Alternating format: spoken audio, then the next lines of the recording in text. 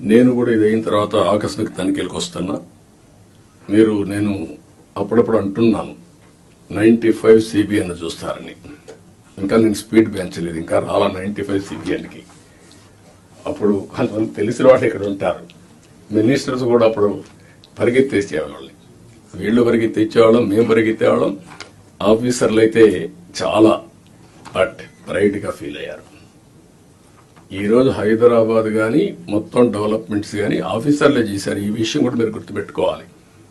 ప్రజలు మాకు మ్యాండేట్ ఇచ్చారు. సమాజంలో ఉండే బెస్ట్ పీపుల్ ని మిమ్మల్ని సెలెక్ట్ చేశారు.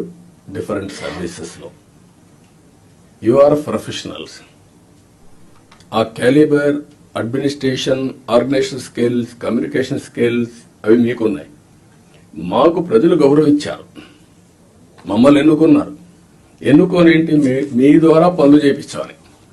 ఆ విషయం మీరు గుర్తుపెట్టుకోవాలి. మేము పని చేయించకపోతే మా తప్పు, కానీ మేమే పని చేయాలి అంటే కుదరదు.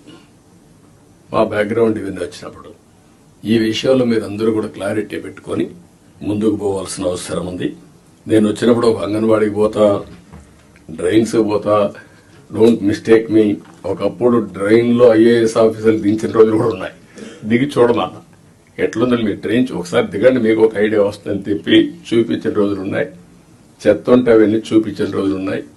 అక్కడే మీడియాలో ఎక్స్పోజ్ చేసిన రోజులు ఉన్నాయి.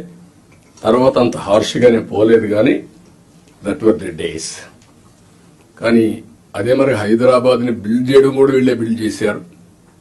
IT కూడా వీళ్లే చేశారు. అది ఈ రోజు మనకు ఒక ఔటర్ రింగ్ రోడ్డు కావచ్చు, ఆలోచనలన్నీ వీళ్ల ద్వారానే వచ్చాయి. ఈ విషయం మీరు గుర్తుపెట్టుకోవాల్సిందిగా నేను కోరుకుంటూ